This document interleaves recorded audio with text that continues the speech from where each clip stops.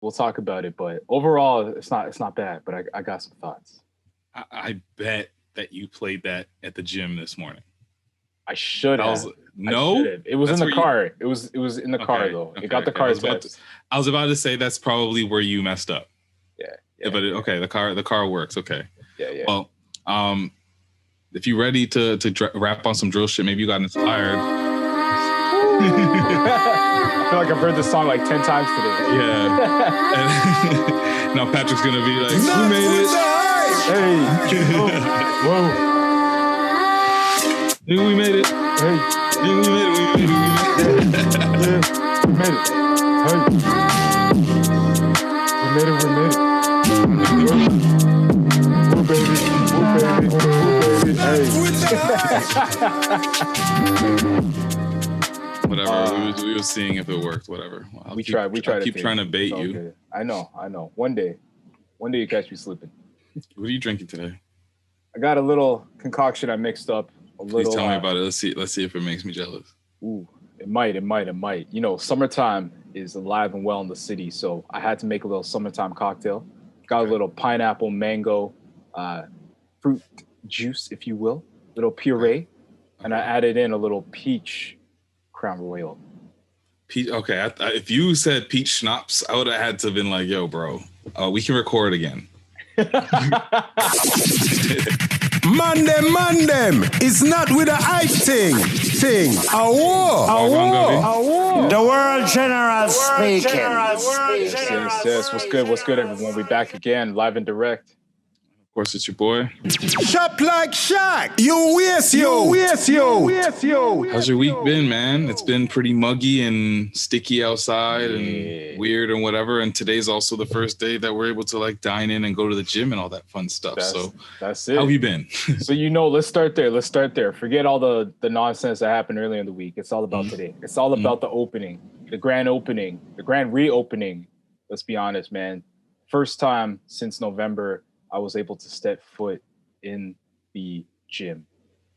So, I woke up crack of dawn. Well, not really. It was like 6 a.m. But whatever. Woke up 6 a.m., got myself into the gym, got my workout in, felt fantastic. So how have you been lately with the workouts? Like, have you taken a step back since? And then the opening is like where it's like, all right, it's time to go back? No, I couldn't. I've been doing home workouts, cardio-based workouts, a lot of biking, got a suit to fit walking. Into. Exactly. I got a suit to fit into in like 2 months, which is crazy. So now it's like, all right, I slimmed down a little bit. Now It's time to get a little definition, get a little swole. Get it. You know what I mean? I can't get too big though, because I got to fit into the jacket still. Right. So, yeah. Now it's just I see the shoulder. I see the shoulders. Yeah. You know. So I can't even complain, bro. And then hit up a patio the night before with some of the mandem, some of the mans from the East End. Yeah. We had to ring in the opening in a good way. So yeah, man, I'm feeling good, bro. I'm feeling good. I feel like we outside now. We outside. Yes.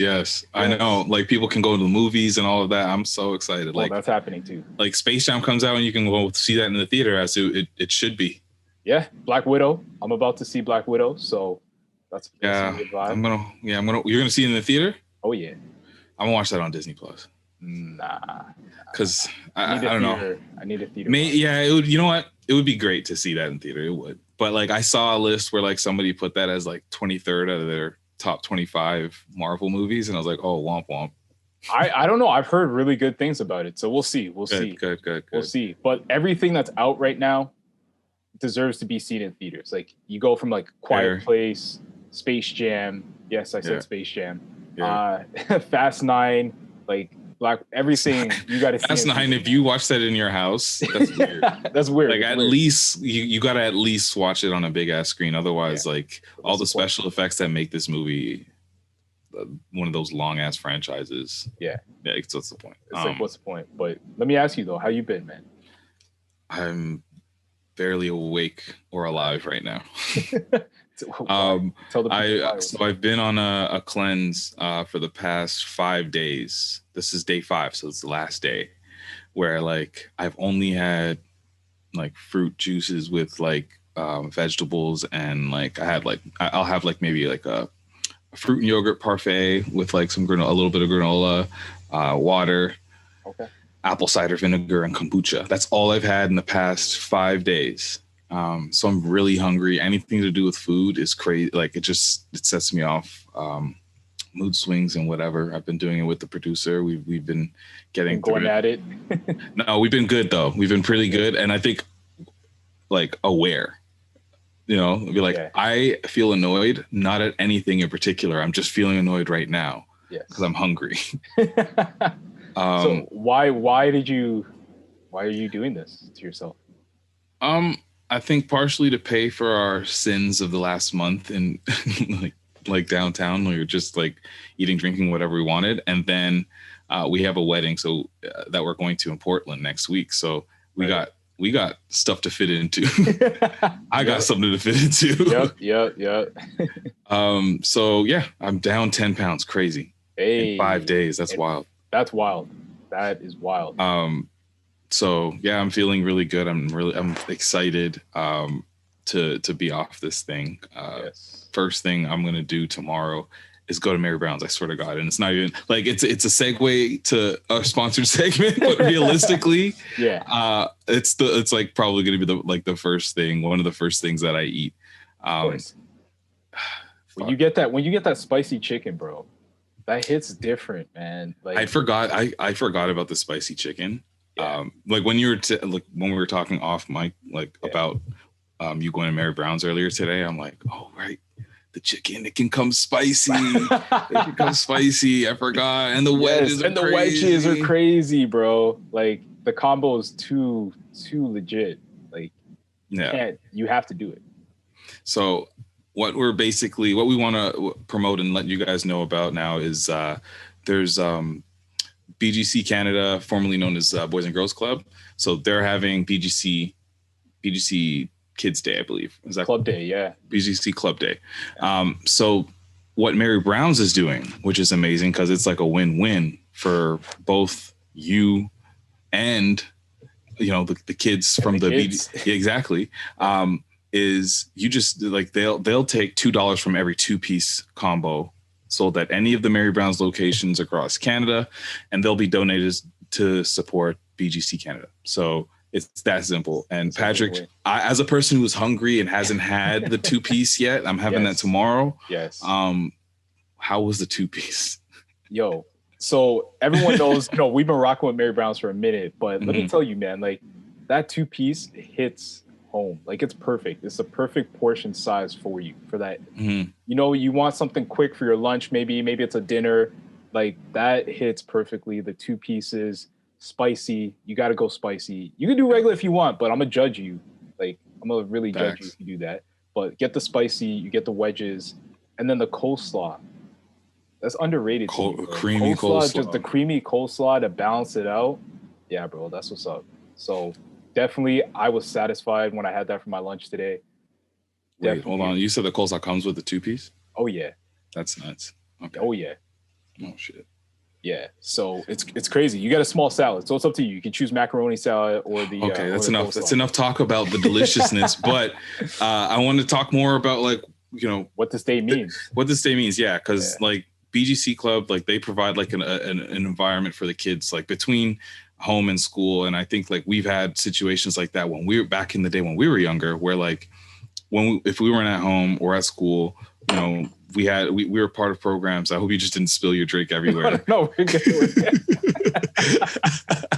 But we had these places that we would go to where like we would make friends, we would like, learn valuable lessons, build relationships that we might still have to this day. So that's exactly what they are. So I wanted to talk more about like the concept of like opportunity changes everything. Yo, it's a huge fact. It does, man. I can recall like back in my youth, my childhood, just having the opportunity to go to camp, something like that, where I would do that throughout the summer. And I still, like you said, I still have those relationships to this day, man. Yeah. And those memories, like, I might not see someone for a few months, or it could be even a couple of years, but if we link up, we could always recount that time at camp and the stuff we went through, the memories, the games. even just like getting to talk to people who are older and getting lessons from them, some of that stuff still sticks with me to this day. So I definitely appreciate mentorship and people sort of, just providing that space for kids to grow, to be kids, but also to share some knowledge and some inspiration. Did you have any of like those people that were key when it comes to like just changing, like providing like opportunity or like even just mentorship or like a relationship that came out of this that you can probably like relate to yourself? Because for me, I can think of like so many when I played basketball competitively, and that was kind of like what was it for me. And I didn't have a boys and girls club, which would have been amazing, but I played basketball, and through the coaches, the players that I'm still friends with to this day, that we're like really close and like we share knowledge with each other. We experience life with each other and things like that, celebrate big moments. And we've just played a game together. Yeah. So I think like, to me, like a coach that I had that basically was when I was playing for Jamal McGlore's Basketball Association. And I was like I was 16 years old and I was so unknown. Yeah. Like that's from some kid from Richmond Hill, skinny as hell, looking like Ludacris with the braids. But like I showed up late to this tryout, and it was like all the best basketball players in all of Ontario. Yeah. It was insane. I was absolutely intimidated, but like I came on, I might have like did a one thing, and like I ended up just like never actually making the team. The tryout, like I was just like, I told him, I was like, you know what, is it okay if I practice with you guys? Right. I knew that, I'd sneak up on the team like that. Yeah. So I practiced with them, and like, it was just, I wanted to get better because like I saw these guys were crazy. And if I didn't get that opportunity, like, I don't know like how my skills may have progressed. I don't know if I would have made the relationships that I made it that I still have to this day. So that's one scenario for me, but there's so many. Do you have any like that sticks out? Yeah, no, for sure. That's big though, man, that you talk about that. And you still remember that. For me, it's very similar, and actually brings me to like to today and what we're doing even right now. Like I had the opportunity to take part in like acting classes and public speaking forums and things like that when I was younger. And at the time, I just thought it was fun, like you get to be someone, pretend you're someone else, dress up in costumes, whatever. And I loved that as a kid, and getting that opportunity, even to be in like, I did things like a choir, like a kids choir and stuff like that. Which, you think about someone growing up in Vern, a little black boy growing up in Vern back in the day, like what, but having the opportunity to take part in things like that just changed me, man. Like it made me go into performing arts high school. It led me to pursue broadcasting and university and stuff like that. It led me to want to do this podcast with you. So those opportunities are huge and can change a life. You know what I mean? And save a life. Like that opportunity that kids get in those years can steer them away from a path, especially in areas where, we grew up when we were younger, where there's a lot of pressure. You could go a completely different way. Your life could be completely different. So to have that opportunity, a positive opportunity and experience, goes a long way, man. Yeah, exactly. So basically, if long story short, I'm only going to mention this chicken again for 2 seconds. He's hungry. Yeah. If you get a 2-piece at any of these Mary Brown's location, $2 from that meal will go to support this cause here, BGC Canada. Yes. So I want to go into the Pop Smoke album. Let's start there. Okay. What did you actually feel about it? All right. Let me be 100% real with people. Please do. I'm not a huge Pop Smoke fan. I can't say like I know every song and everything he's done, but coming into this album, I said, okay, let me go into it open ears. It was okay. There were a couple songs that stood out to me, but overall, I'm like, I don't really know if this is that great, if it's going to have a lasting impact. And I get it. It's hard to work with, someone who's passed away and you're just getting bits and pieces of what they were working on. So I completely understand that, but I just felt like it was all right. There's a couple bops, but everything else is kind of just like Which ones were for you? To be honest with you, I did not want to like the song, but Manslaughter with Rick Ross and The Dream, I was like, okay. Why didn't you want to like that? That sounds like a great combo. I was so interested when I saw that. Because I was just like, yo, this man's really saying like, yo, I'm gonna murk you if you mess with me and my crew. But I'm like, I know it's unfortunate, but like that's literally the theme that was the life of what Pop Smoke. Yeah, it's like exactly. that's his content. exactly. But the song goes hard. What else did I really like that was dope? I like Woo Baby. You know, got Chris Brown on there. Of course you'd like that one. Yeah. But if we're talking like rap, like Coop was pretty fire. Coop was good. Yeah. Coop was good. Those are like a couple of ones that stuck out for me. What do you think? I thought this album was also. I thought it was okay. I wasn't crazy, but I thought it started really strong. Oh yeah, the intro was very powerful. Anytime you have somebody's mom, let alone Pop Smoke's mom, who is now still, I'm sure, grieving his passing from like last year, is on there talking, and yeah, that's definitely very moving and sets the tone. And then the next few songs were pretty good. I liked About a Million with 42 Doug and 21 Savage. Fair. Brush 'em with Ross Swish, I heard already. Like that's been on YouTube. There's literally a music video, and that's been on there for like 2 years. Yeah. I believe I heard 30. Like I heard maybe Pop Smoke's verse on that or something like that. So like some of the vocals are familiar on here. Right. And then not to mention a couple of these tracks are like ridiculously short. Yes. And I felt like it felt like Biggie duets. Honestly, thank you, because I was trying to remember the name of that album that that was it. This is exactly how it felt to me. Because you're getting like stuff that you never would imagine, and I'm not sure if it ever would have happened if Pop Smoke was still with us, but a Pop Smoke and Dua Lipa song. Right? So I'm like, okay, when I saw that, I was like, they really just did that for the radio. They did that to get in the... But you loved it. I like Dua Lipa, bro. Like, I'm a fan of hers, man. Yeah. She's killing the game in pop music, so I can't even front it. They call me top 40 for a reason. But he never would have done that though. I don't know. You don't think Pop would have went pop? That feels like it's kind of like the Baby, right? I mean, he has a song with her too, but yeah, I never would have thought that. I never would have thought that would happen, but hey, the song's not that bad. Yeah, I didn't dislike it. I just felt like it started really strong, and then the end of it, the way it ended, wasn't as strong. No, it felt like a bunch of experimental Pop Smoke tracks, like the one with Dua Lipa, the one with Pharrell. Yes. I think the beat with Kid Cudi was just so different. I was like, I don't know if Pop Smoke was rapping on this beat. You know what I mean? Right. I'm trying to see who produced that one. It's the Swiss Beats.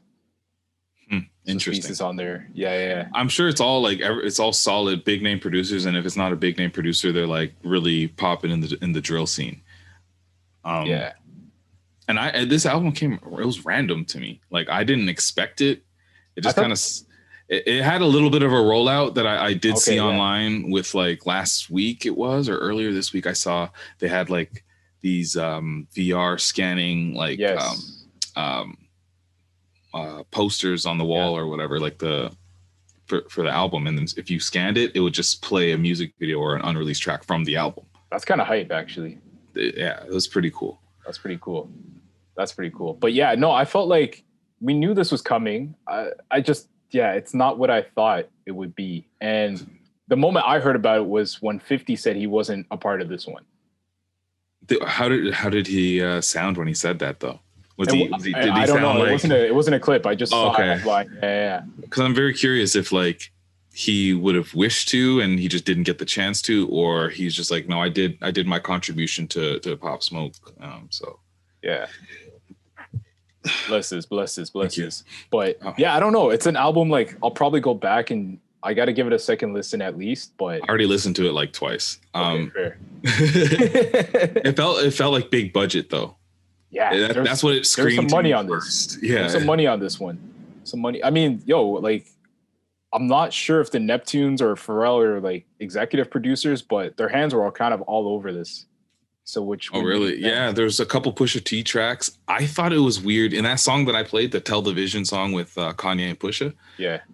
I like that song. It's kind of hype, but as soon as like Pusha comes in, he just kind of interrupts the tempo and the speed of the track. Like I feel like we're going in a direction, and then Pusha stops us and is like telling us stuff. I'm like, okay, come on, we just still want to go. And then Pop Smoke comes back, and I'm like, okay, but like, I don't know how you felt about it. No, I want to stay on that point because you just remind me of something that I hate when artists do this, and Pusha did it in that song where he basically referenced something about someone being on top right now, like Tyler the Creator being on top. Oh yeah, he dated this. He dated it. Like, don't date the song. Yeah, don't do so that. Pusha said Tyler's album's #1 and Pop Smoke is about to drop, and then I'm gonna drop soon, so we're gonna see who's number. I was like, well, yeah, you're dating it. But like, it sounded like that conversation that he was having with himself stopped the whole song. Yeah, exactly. It's like, come on, like no one needs that. As much as I love Push, he does. I'm not gonna say he does it often, but I know I've heard him do that before on a song that he's featured on. And I'm just, I don't know. I can't appreciate Pusha T like the Pusha T fan can. I don't get it. I don't get it. Him talking about, I don't know. I just feel like at this point it's weird to hear. It's weird for him to talk about flipping bricks. I mean, hey, that's like you said, that's his content. He's been rapping that way since he was 17? I guess so. On the same stuff. I mean, when's the last time he actually sold a brick? Probably like 30, no, not 30 years ago. But probably like 20 years ago. 20 years ago. But hey, if you want to rap on the same stuff that from 20 years, do it, man. Make your money. Do you think it would sound better if Jay-Z was doing that still? Or do you think I would be equally as frustrated? Oh, 100%. He'd be out of the game. He wouldn't have lasted this long. Like, you got to adjust, right? Like, I think that's the key to longevity, is just adjusting with where you are in life. Like, just staying true to where you are. You can't rap about the same stuff you were doing when you were 20, when you're 30. I hope you're not in the same spot 10 years later. You know what I mean? Like, I mean, yeah, that'd be a thing. Yeah. Staying on music, I have a big announcement. Breaking news. Breaking, let's go. I feel like that needs a drop, like a breaking news drop. I know. I realized when I said that, I'm like, oh, we don't have nothing newsy. But Iggy Azaelia is announcing that she is taking a break from music. What? She was making music to begin with? Yeah, she did a song like, I don't know. I thought she was done, like when whatever that Fancy. That's the last thing I know from her. Oh, yeah, she did Fancy. I don't even remember. Let me look on this. Why did she need to announce that though? Come on, Iggy. Why do you do this to yourself? No one was thinking about you, and now you're just gonna get made fun of. Why? Damn, the only thing I do see here is Fancy, and then she released something. She had a single, Lola, in 2019, and she had an album called In My Defense in 2019. Oh boy. With the likes of Lil Yachty, Cash Doll, and Juicy J on it. Yeah, that sounds about right. Yeah, the two dudes that are just like, yeah, give me that bag. Give me that bag. Exactly. And probably the only other female rapper that would work with her. So like that was said, and then people like obviously the Twitter thread is amazing. Savage. Somebody posted like a short video of like people at a music. It looks like a music festival or a soccer game or something, and they're all celebrating, and the caption is "We won." Oh, they're so mean. Why is the internet so mean? But they're not wrong. Like, no one thought she was making music anymore. That's like if like think of like who's an NBA baller we could reference this to, who comes out and says, "Yeah, I'm retiring," when they haven't played. Let's say if Gilbert Arenas announces retirement. I don't think he ever did. So Actually, you're right. You're right. I don't know if he did. He just kind of like he just kind of just stripped it off. Yeah. I don't know. He might have just stopped getting paid. Yeah. There's certain things you don't need to announce. Just like the time's passed, no one's thinking about you. You missed your moment. Just ride off into the sunset, enjoy what you got left, and do something else. So do you think anybody was like, do we know anybody that's checking for, I'm just curious. Like, I don't want to dive too much into like hating on her like that, but do you know any fans? No. Okay, cool. I never knew I'm even thinking of like when that song came out, the video was kind of dope, I think, right? Like she did a play on Clueless, if I'm not mistaken. And I remember that being popping, but I don't know. I have a clip that I want to play. So 5-Yo Foreign is home, if you didn't know that he was in jail for a little minute. Okay. So he must have been like, I don't know, like a month. I don't know. I follow him on Instagram. I see this guy doing stuff all the time. And I just see that he's home. I was like, oh, cool. Oh, okay. All right. This guy's day is hectic. This guy's like all over the city doing shit, hanging with people, you know, gone to shoot a music video or record or something like that. And then I see him already shooting a freestyle with Flex. Oh, okay. Let's go. Okay, let's hear what he got. I'm curious as to what you think of a 5-Yo Foreign freestyle, because his style is very well. He's a drill rapper, so it's weird to, I don't know. We'll see. Let me cue her up.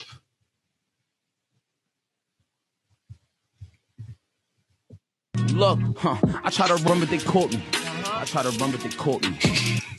That's the best bar to start with. He just got out of jail. I tried to run, but they caught me. I mean, that's real. I tried to run, but they caught me. It was the ad-lib that killed me. Oh, man. Look, I try to run, but they caught me. Little John, I called to get him off me. I exposed niggas who was hating and didn't support me. And I ain't say a name yet. I'm killing them, so I'm still praying for my enemies. Sports gave me my agility. God gave me my ability. And my mom gave me my identity. Had me in high security. Every day I'm praying God for giving me. I'll be home soon. Cannot get rid of me. Those type of thoughts is going through my dome. CEOs want my autograph. Let me go home. Look. Let me add some, because you didn't see that. Yeah. Flex's face was all in the middle of the camera, as it always is, and he's just standing, like doing a light woo walk. Yeah. With all of his demons behind him. Of course. So that's the vibe that's happening. Okay. So I need you to know that he wasn't sitting there with Flex. He wasn't sitting there like this and Flex. Yeah. So what do you think of this freestyle? Because it's freestyle. We're talking about freestyles aren't freestyles no more. Yeah. We'll talk about that, but I'm not gonna hate. This isn't bad. This reminds me of like a legit freestyle. Like he really off the dome, just going with it. I feel like this is something you and I could do if we kept practicing and kept doing this. We could be like 5-Yo Foreign. What did you think of like the use of the ad libs and such? Because I thought it was really cool and interesting to just he sounded like he was recording. It was like he wanted to record. He wanted to do it all in one take. He's like, listen, I'm not doing the ad libs. I'm doing it all right now. Yeah, exactly. And I love that. I think it's a strategy, right? Just repeat the word while repeat the phrase as you're thinking of something else to say. So maybe that's what he was doing. Just repeat the line back. He took the Mike Jones and flipped it. Ooh. Mike Jones would rap a line and say, I said. Oh, man. But no, that's a real freestyle. So I rate it. I was curious what you'd think, because it's like, and I've heard 5-Yo freestyle for like the XXL or whatever. Freshman? And like, you need a beat. He can't acapella. That shit sounds so or I don't even know if it was an acapella. It might not have been a drill beat. And no, he needs a drill beat. Yeah. You're more into the scene than that. Let me ask you. Yes, sir. Is there a drill artist that we've heard that's popping that can rap not on drill beats? But like, if they're drill rapper, like they can, I'm sure a couple of them I'm sure they can, but I'm not sure if I've heard them. Okay. Cause like some of them are like rappers and they're just like this drill beats. Fair. But some of them are just like more like like they're the words per minute aren't even there. Yeah. So there's no way that can translate to anything else. Fair. That's fair. It's like 1 word per minute. That's lit. Yeah, exactly. Like a Pop Smoke, we can hear. Yeah. He's already on his albums and stuff has showed that he can flip between a couple, but yeah. Maybe Ross Swish. Okay. You're like, I know him. No, well, I know him because I listened to the album. Yeah. He was on there. That's the first time I heard of him. Oh, Ross Swish is hard. Okay. Dusty Locane sounds exactly like Pop Smoke. We played him the other day. Yes, we did. Yeah. You guys want to hear? You want to hear the clip about T-Pain being tired of? Yes, because this of music basically now. Yeah, exactly. Let's talk about it. Okay, let's let him rant, and let me just have some water because I'm thirsty, or kombucha. Yes. Stop! Just fucking do something else! Just, God damn it! Do some different music! We have all this that you're doing. We already have it. Lil Uzi Vert is already doing it. Lil Baby is already doing it. Dub Baby is already doing it. It's literally 2 with baby in their names that's already doing all the music you want. Do something else. Do something else. That's it. That's all we want. Do something else. Holy shit. Do something else. Holy shit. Stop sending me this book. He's mad. And then get mad when I don't like it. He's so Jesus. mad. God damn tap dancing Christ. What? Do something else. Stop. Else have that house. Yo, I want that as a drop. That is a drop. I need do something else as a drop. Do something else. How's the eyes were album? bugging. Do something else. Oh yes, yes. It was there's literally 2 niggas named Baby doing it. Doing already. Else. That was his. I Have a Dream. Oh man, that was good. We needed that. But he's not wrong. He's not wrong. There's no lies that we're told. Like I don't know. How do you feel? How do you feel about that? Like, do you feel like we're things are too saturated now? People are just copycats or just hopping on the same type of shit. I think that's kind of like a obviously. I mean, and music goes through this in, I'm not going to say like years, but through waves, right? Like it's kind of ironic for T-Pain to be bringing this up when literally he was at a point where everyone was jumping on auto-tune and sounding like the same person, you know? So music just kind of goes in waves, man. Whatever's hot, everyone jumps on that sound and everyone sounds like the same artist. There's very few that stick out and those are the ones who have the most success, I feel like, you know, the ones who are able to sound different. So I feel like we're at that point where everyone's had enough of this. I don't know. I always feel like cream rises to the crop. Cream rises to the top, regardless. I feel like people can keep coming out and trying to fool us that they got a bot, that they can do this and they can create longevity and catch your attention for longer than 10 seconds to skip to the next person. But realistically, at the end of the day, I might forget who you were after I heard you that one song and gone to somebody else. Yeah. Sometimes I hear it like, and like to his point, if I hear somebody like that sounds exactly like when what's his name, the guy who sounded like Future, Designer. When he came out and there was like, and it wasn't really much of a differentiating factor in how he was trying to go about it. Like even the ad libs were kind of similar. Yeah. I was like, I don't need to know you. I can just ignore your body of work and I'll just go here because this is what you're copying anyways.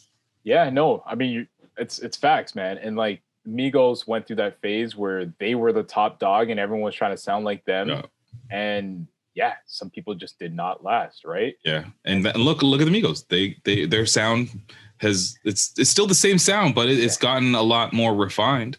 Yeah. I think they're doing a little bit more than they were before. 100%. But I 100% feel what T-Pain was saying because I don't want the music that sounds like everything else, man. Like there's a reason why I went off. I don't know. I tend to go off the beaten path and will follow the artists like a J. Cole, for example, because he's so different than anyone else that's out. You know what I mean?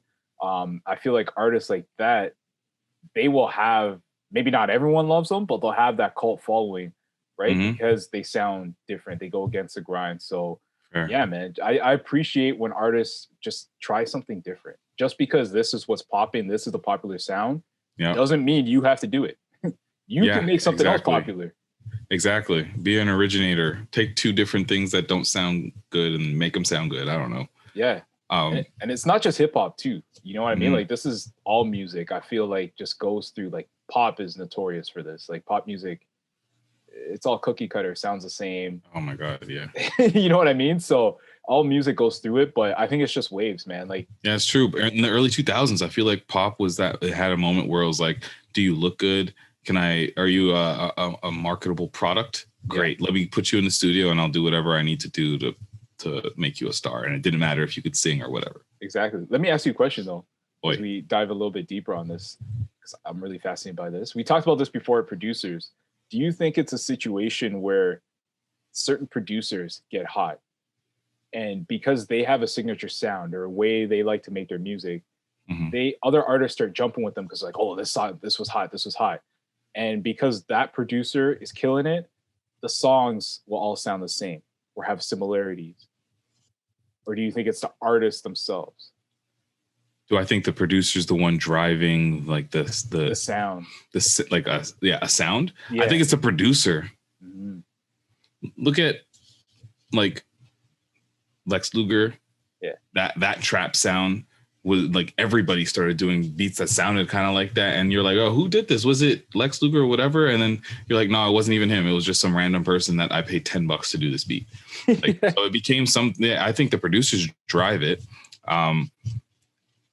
Like, and then, like, you look at, all the eras are all different. And I think it's always the producers that drive it. The artists deliver, but, like, without the producer, I don't know. It's hard to say it when, like, the sound itself is heavily influenced by the beat. Yes. Like, a drill song is not a drill song without the drill beat. That's fair. There's I got to bring you in a specific example. I'm going to go out of hip hop for a second. Okay. It's a legit conversation my girl and I were having the other day where I was like, as a kid, I always thought Celine Dion's song, the Canadian Queen, Jamaican Queen herself, that's the way it is. And the Backstreet Boys, I Want It That Way, sounded very similar. And I did research. Now that I got older, I was like, yo, like, as a kid, I'm like, yeah, these songs are very similar. The research, it's the same writer and same producer. And the guy who produced it basically has like 20 number one hits to his name and was killing the pop scene and is still continuing to kill the pop scene. His name's Max Martin. He's been a producer for tons of people. So I feel like it's like you said, it's producer who really drives this sound. Yeah, exactly. I think anytime I can think of any era in rap, I'm going off rap because that's just what I know. Yeah. The sound changes, and I can always tell you who the producer at the top of it is. Right. You know what I mean? It's always a producer. I'm not going to say, like, drill, and then I'm going to say, oh, Pop Smoke's the one. No, it's not Pop Smoke. And I think it's also just like having I think the sound, like having a sound that sticks by, it has to be a collection of different people doing it. Like, that's if true. One person does it, then it's not really a sound. Yeah. It's interesting, man, to think about that stuff. So what do you think, like, where do you think we go from here with hip hop or, like, rap? Because right now it's definitely, like, drill for sure. There's drill, and then there's, like, you know, like, what's his name? The Baby's Beats. I think somebody called it, what did they call it? Rocky and Bullwinkle beats. His beats do, like, you can see what I mean. I hate that I can see that though. That's amazing. I don't know. I feel like it's hard to say just because I don't know. Things will tend to stay the same but be slightly different in a way that you just never see coming. Yeah, and then it just changes, and you're like, oh wait, when did this happen? And you don't know when. Yeah, exactly. You look back and you're like, oh shit, this has been a sound. Right? You're like, what? How? When did we get to this point? Yeah. I do want to bring this up because I just saw this pop up into my feed, but Biz Markie has passed away apparently. Oh man. Yeah. So I just saw TMZ just found out, and he passed away. Tonight, Friday night, 6:25 in his Baltimore hospital. So we're not sure what led to this, but an originator and a legend in his own right, and like this kind of goes to what we were talking about. Like he created a sound himself, and he's rest in peace to Biz Markie. Damn, rest in peace, man. Rest in peace. That's crazy. I always think about his what movie was it that he was in? Men in Black. Was it Men in Black? He was in like a random movie. It might have been Men in Black. He might have had a moment in Men in Black. Wasn't he like an alien? He was an alien, yeah. He was an alien. Yo, Biz Markie was an alien, and he was beatboxing to Will Smith. That's actually amazing. Yeah. That's actually amazing. You know what's wild? I never saw Men in Black. What? Yeah. What? Not to take us away from this moment, but yeah, I never saw that. Tell me more about this. How? All of them? Yeah, there's too many. So I don't know. I was never into that. Like, bro. It looked weird to me, bro. As a kid, I was like, what is this? What is this? Well, you thought it was boring because it was men in suits? No. It was just a weird little alien thing. I don't know. I just wasn't vibing with it, bro. If you watch that today, you'd love it, and you'd probably be like overjoyed with all this content that you've never seen before. Yeah, no, never saw it. So did you listen to the soundtrack? I mean, it's Will Smith, so yeah, I listened to the soundtrack. So you were singing "Here Comes the Men in Black" and you've never seen the Men in Black? The song's catchy, bro. I don't need to watch the movie. We don't want no frauds. Yo, but all that to say, yes, rest in peace, Biz Markie. Just a Friend definitely comes to mind. Yes. His legendary song. You didn't need to know how to sing. Hey, that's a fact. That song confused the fuck out of me as a kid. Why? Because it would just come on and it would just, baby you, and I'm like, you got on the track. Say that again. Is Biz Markie the first rapper to sing on the track? Oh wow! I'm gonna just Google, see what happens. And also, it's like ugly sing. Pioneer comedy within rap. I don't know if he was the first, because like, oh man, what's the group that Tupac was a part of? Digital Underground. They kind of did that stuff before too. True. Yeah. I don't know, man. Somebody's saying. What's the timeline there? Wasn't Biz Markie like 80s? Biz Markie is 80s. Oh shoot! No, nah, you're right. 90s. That's 90s. Yeah, you right. Yeah. Okay, producer. What's funny is that I Googled first rapper to sing, and guess whose face popped up? Drake. Biz Markie. Drake. Oh, come on. He came over. You thought you were gonna see something different. That's literally close. He's literally like arm over here, like. My second guess is gonna be Soulja Boy. I was just about to say it should have been Soulja Boy. I was the first rapper singing on a track. Oh, we should rewrite the Wikipedia page for that or whatever. Put Soulja Boy. First man to go on the moon. I was the first rapper to go on the moon. Was he in Fast 9? Actually, the first rapper to go to the moon might be Meg Thee Stallion. So we'll see. Wait, what? No, not Meg Thee Stallion. Cardi B. She's the one that's in Fast. Oh yeah. I was like, wait, what? Sorry, that was really random. I don't really appreciate you confusing the two. That was. Ooh, let's talk about it. I don't think either one of them would. I'm sorry, Meg, and all the stallions out there. Is that what her people? But you're not sorry to Cardi B. All the hotties. You're not sorry to Cardi B. And sorry to all the, what are our people called? Barties? They're not called the Barties. I almost said that, but. Party gang? I honestly don't know. I actually don't know. Yeah. Sorry, apologies to all the okers out there. Yo, you sound like you had a glitch, bro. That's mad glitch. I am so sorry to all the okers. Oh man. Question for you, since you're getting married and we're ramping up all this content that's probably going to have to do with that. Yeah. Remind me. I want to know if you would. It's a dumb question. Would you let your would you let your wife control you? What? What? I don't even know how to answer that question. Well, let's see if DC Young Fly he says, and then we'll see what you say. Let a woman control you. Ooh. You. No, but I will let a woman have a say so. But you won't let her control you? What you mean? If it's for the better of if it helps better me.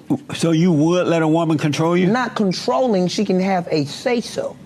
That is some type of control. Over you. There's a difference. She can have a say so over you. No, she can have a say so. This is called respect. This is what I'm trying to tell you about respect. This is why shit don't get done, because people don't have respect for other people's opinions. Can she have a control over you? Would you allow that to happen? She can have a say so, and I respect her opinion, because if it's right, then I'm going to take in heed and bring it into my life. You see what I'm saying? This is like if your wife was to say something and be like, no, baby, you don't need to do that. You need to do that. She's not controlling you. She's just saying this is something that can better you. And if you're naive enough to not listen to your wife, then that's your dumb ass. Amazing.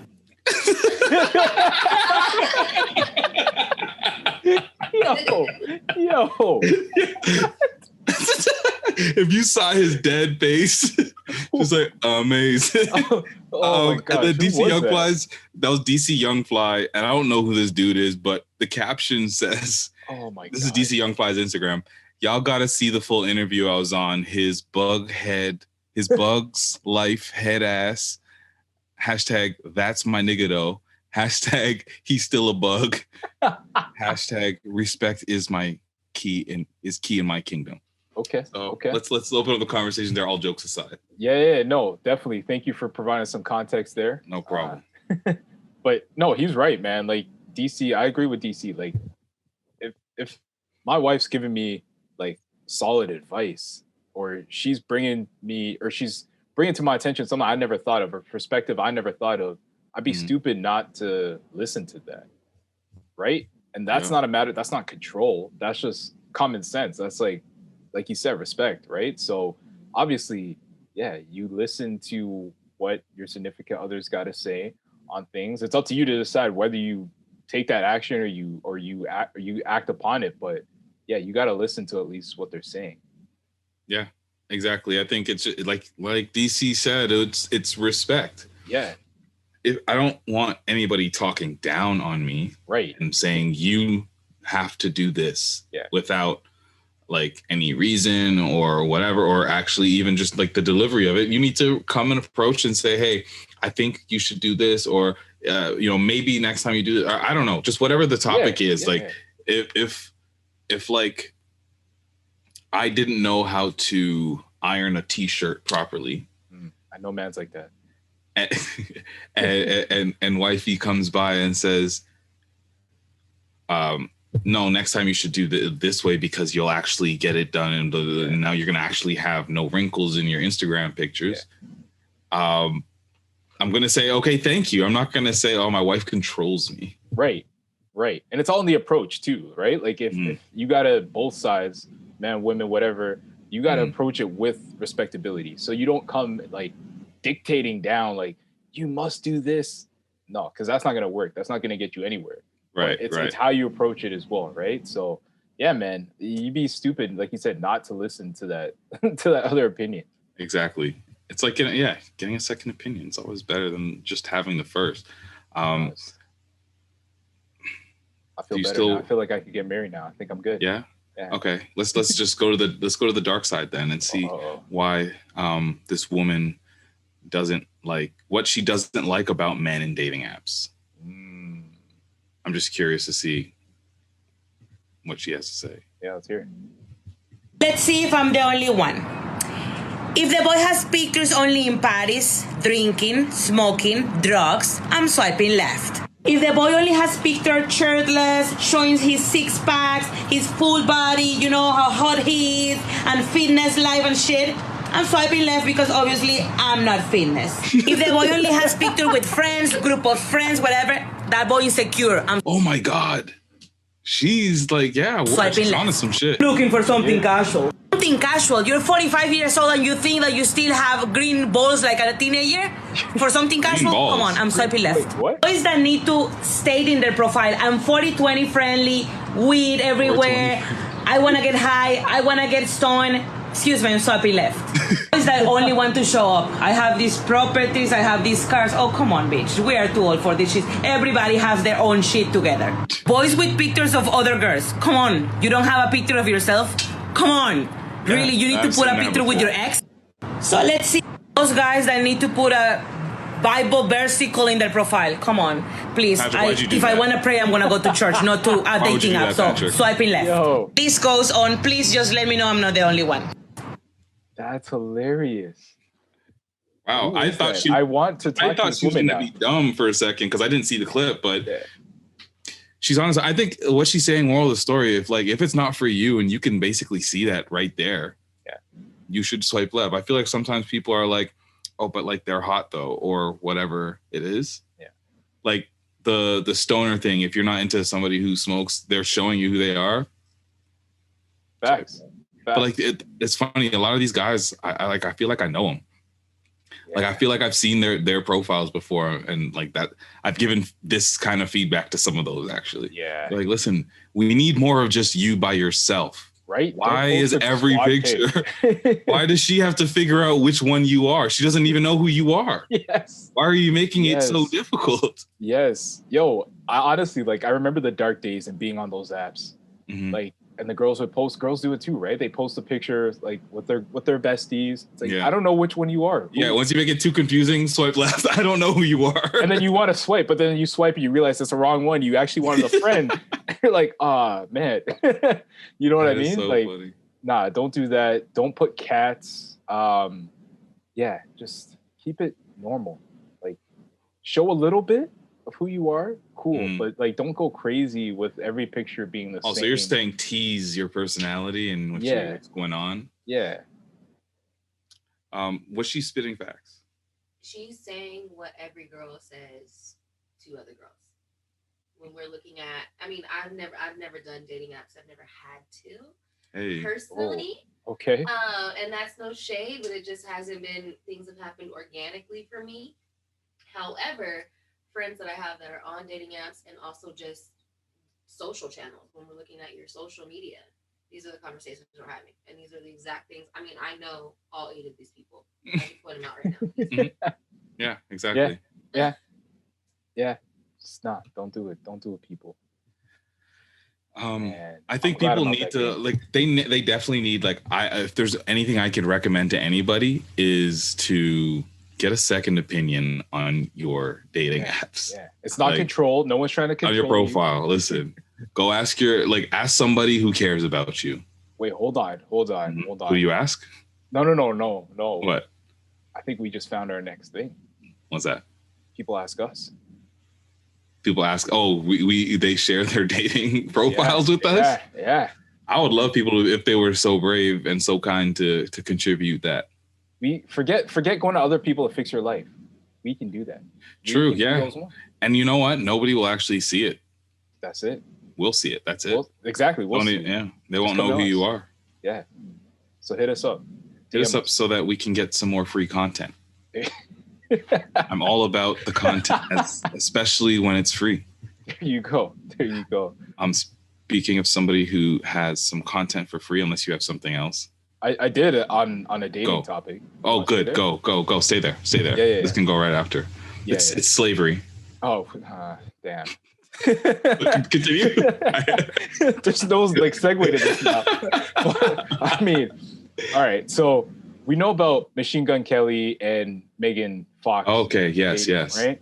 Yes. Yeah. So she came out recently and said that she put together a pros and cons list before getting into the relationship with him.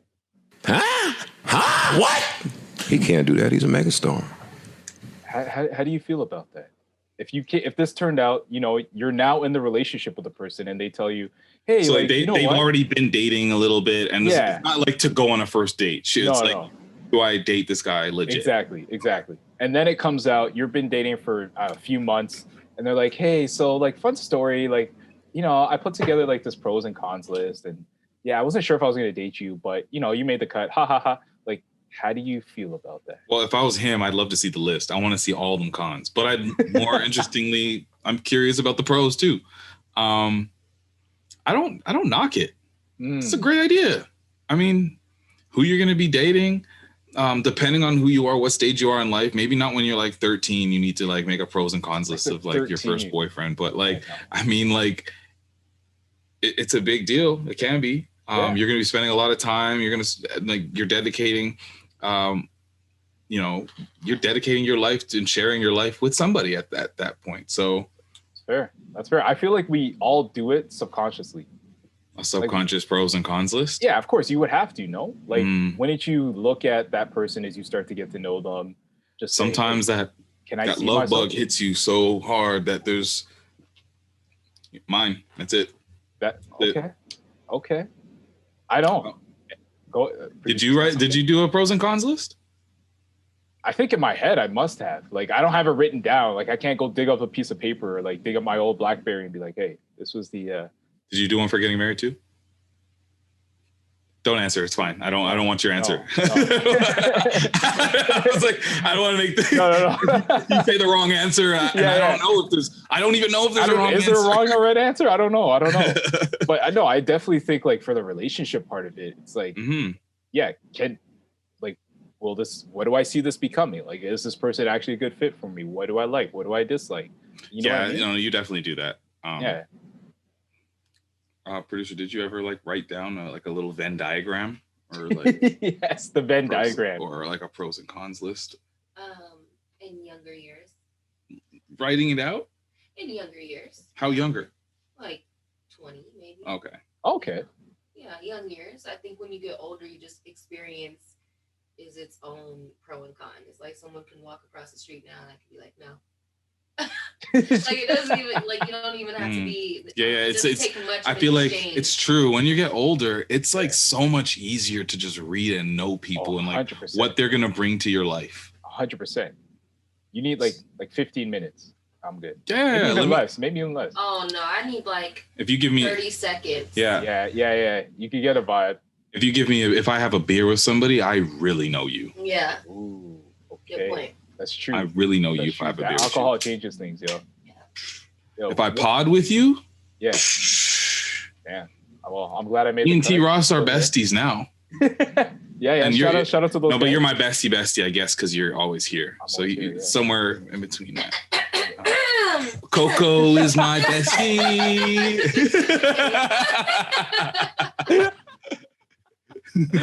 Oh, this man dude is about to sleep on a couch.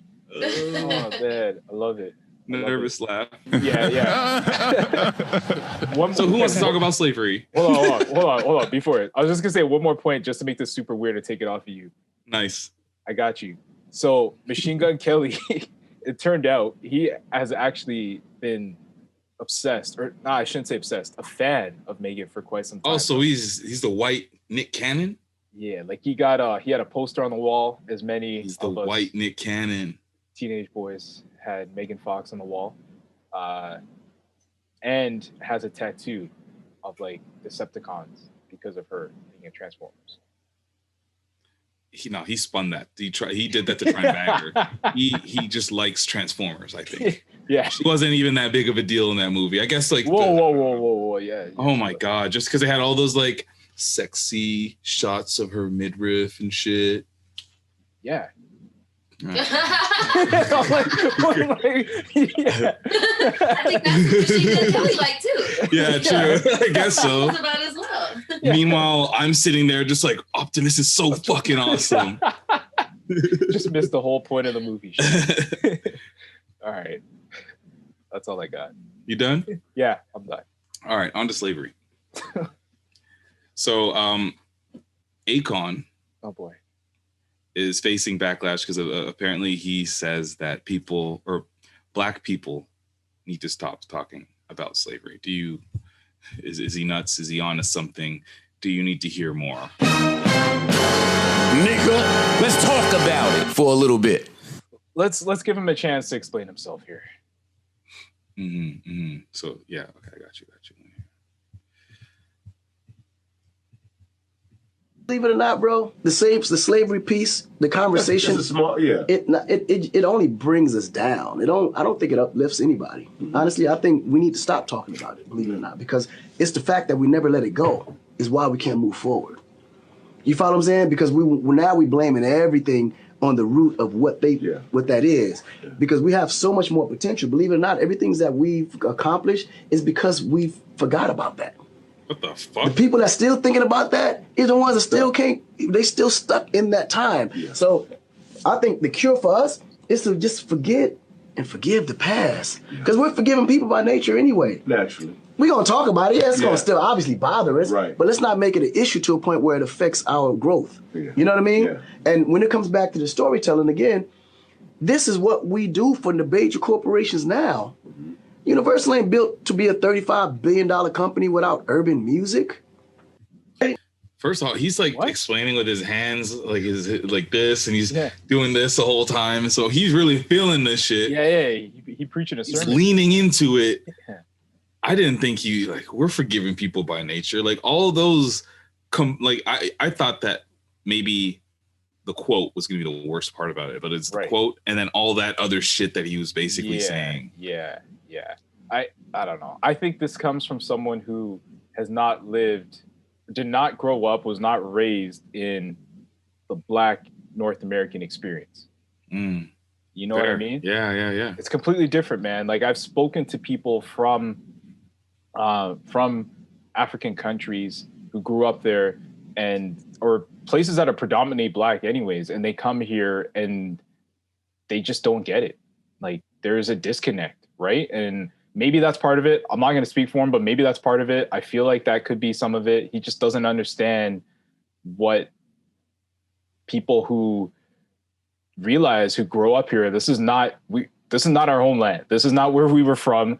We got here by means that we're not on our own. You know what I mean? Our ancestors anyways. And we can't just forget about that. Of course, you don't want to harp on it, but like you don't forget it. You can't forget.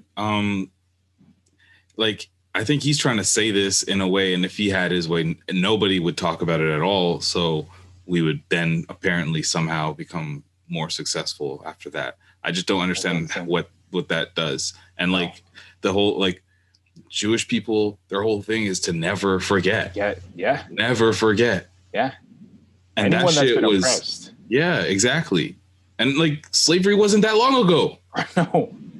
No. So and it wasn't long ago, so much so that we're still feeling a lot of those immediate effects. So you can't say to stop talking about what caused me and my generations of family to be growing up in the projects here with all these issues, mental issues and addiction issues and whatever. Who knows? Like all the like, there's a lot of things that have trickled down. Yep. Just a byproduct of what happened. It's not like, white people and Black people started on the same playing field, and then some of us ended up in the ghetto and some of us ended up having our own countries like this guy.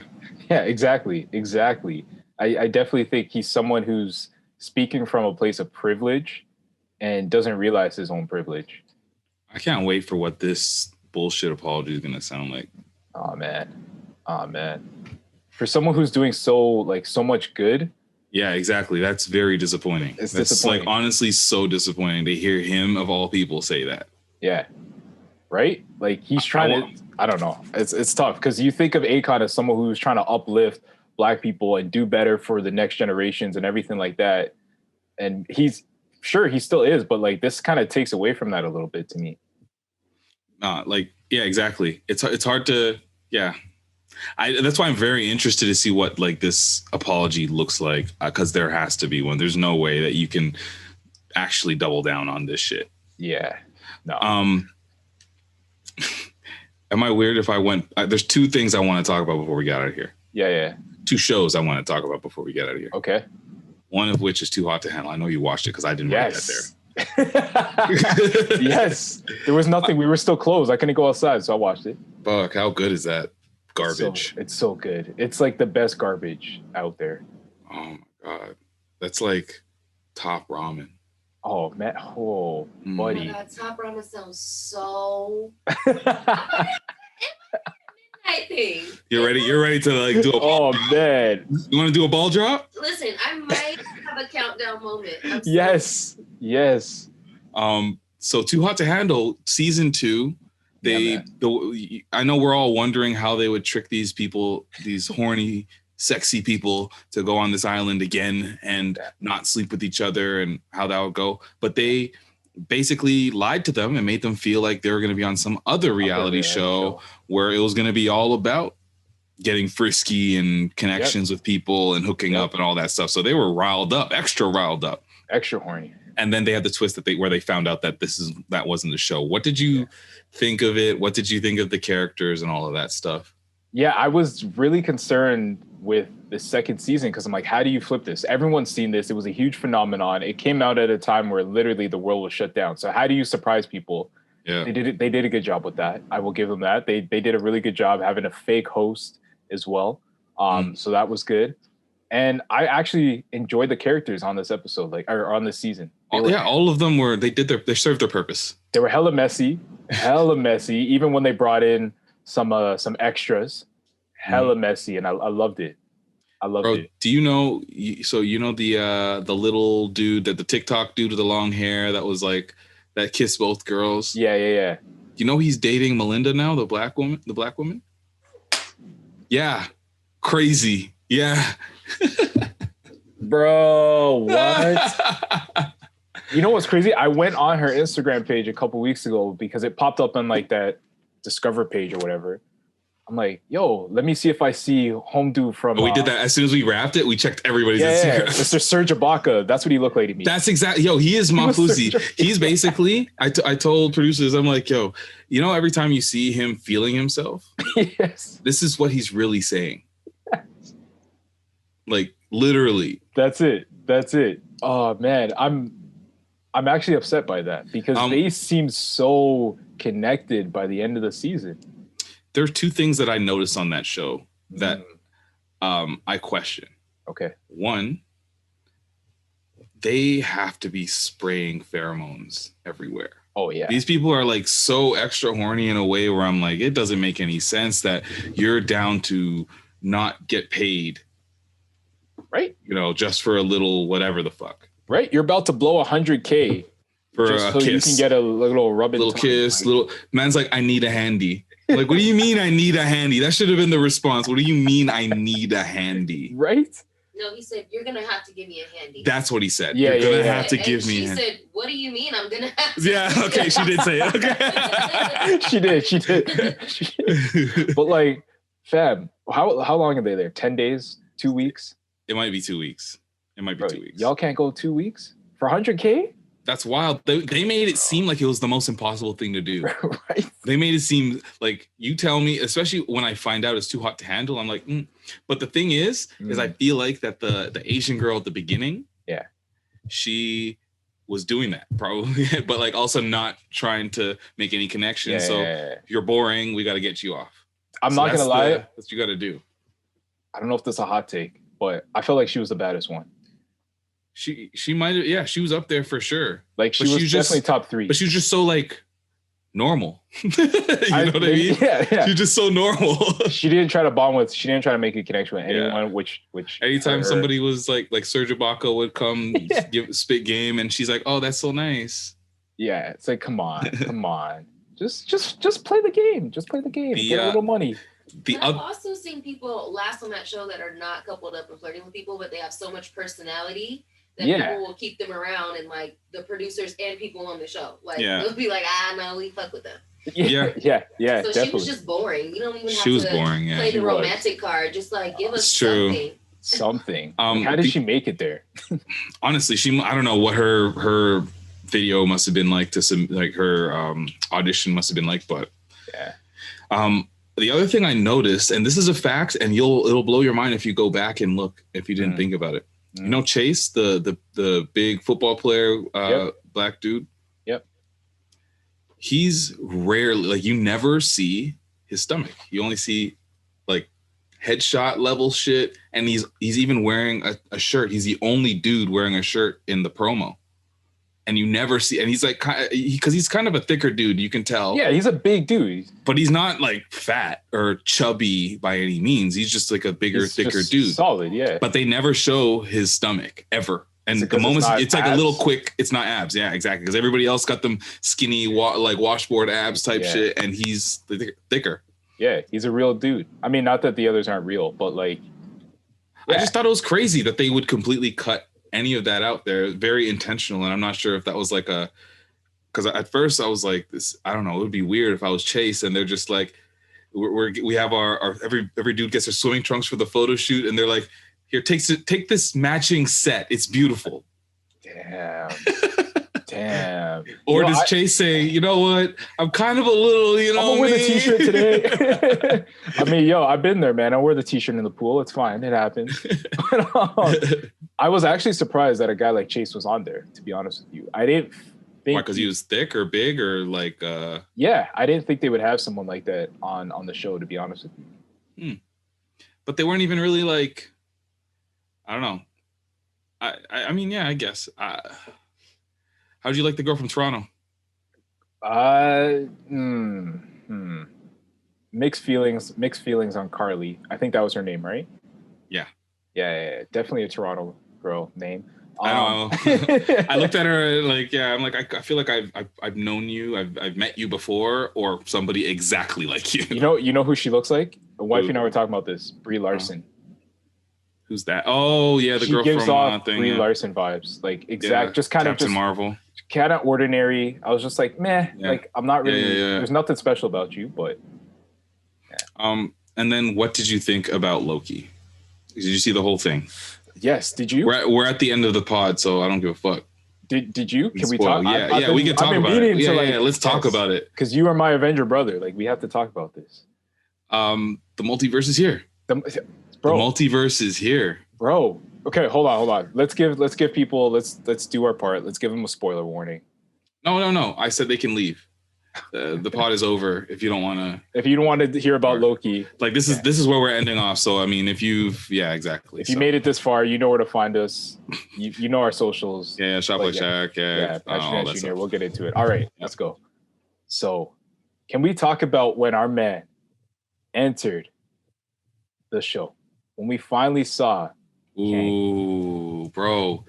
And it threw me because I was like, yo, his demeanor and his like the charisma that he got here, and he's always laughing or whatever. Yeah. This is not the Kang the Conqueror that I know. First off, he's not even blue.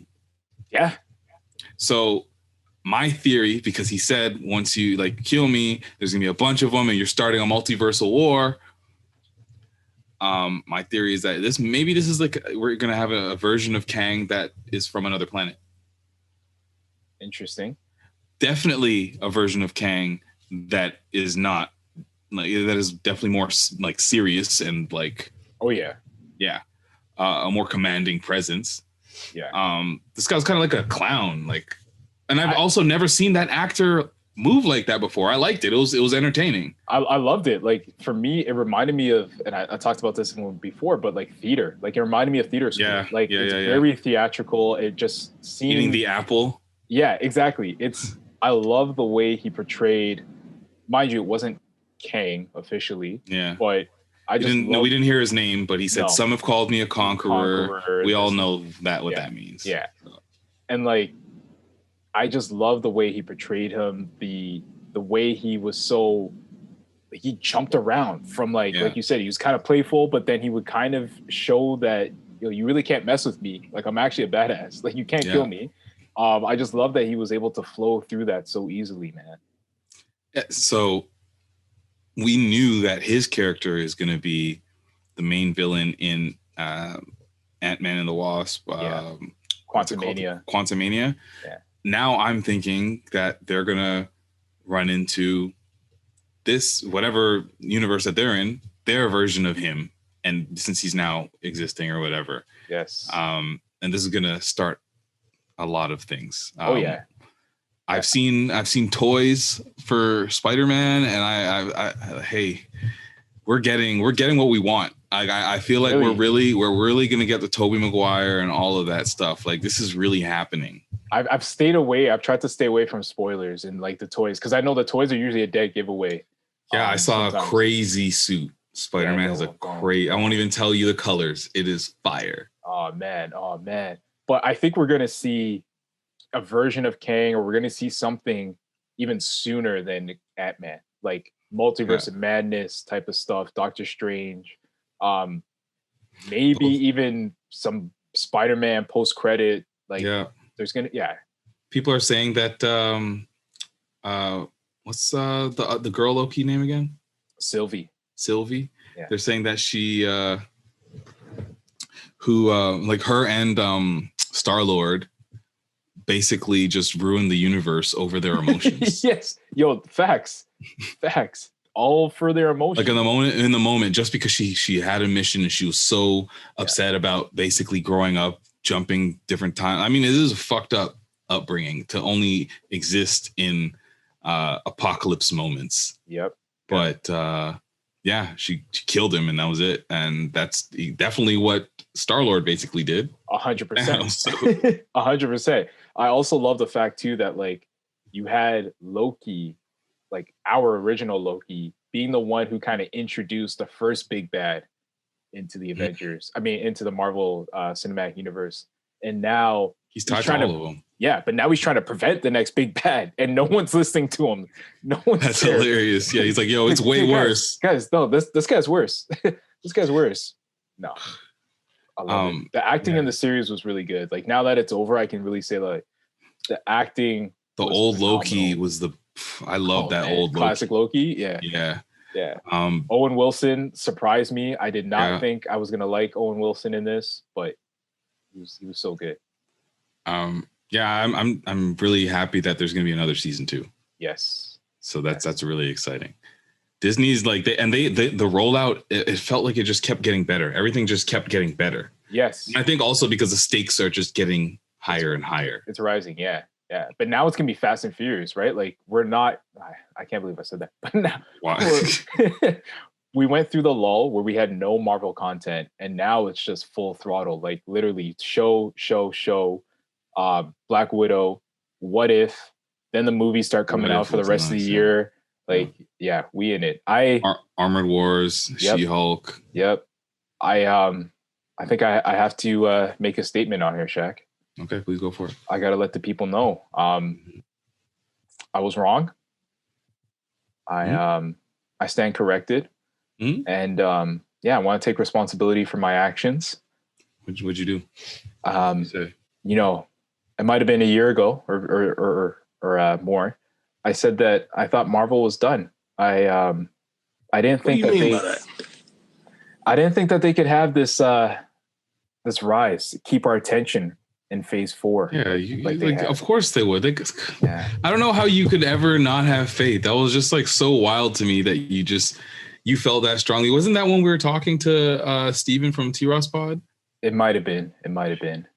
And he kind of agreed too. I guess that's another conversation when we have that pod. Yeah. But you're crazy to not feel like now when things are finally going like this. We just finally saw Deadpool and Korg kicking it together. That's true. We're here, man. We're here. So in Feige we trust. Exactly. The world general speaking. Yes, Patrick Dennis Jr. on Instagram, Twitter. Hit me up. You know what it is. Let's get it. Summer, baby. We outside. Shop like Shaq. You waste you. Shop like Shaq with a K on all of them platforms. I'm gonna be down south in the States for the rest of the month. So this is my last Toronto pod. Oh. Big energy. Let's go. Okay. Not with the hype.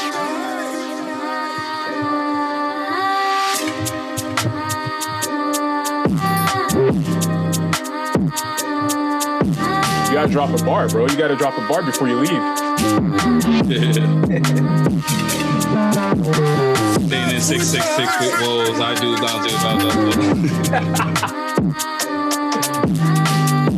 Hey, let it woo. Let it drop now. Hey, nah. Not today.